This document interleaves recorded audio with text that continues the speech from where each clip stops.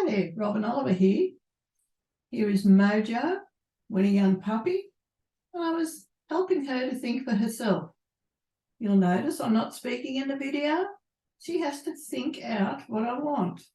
I wanted her to run from one side around the cones to the other side of me. Then I'd treat her on that side. Then she had to think about it and turn around and go back the other way, which she did. Mind you, I started off with a couple of cones first, which I'll show you at some stage. But I just thought you might enjoy seeing a puppy think for itself. So don't forget to like and subscribe to my video down below there. Join the fun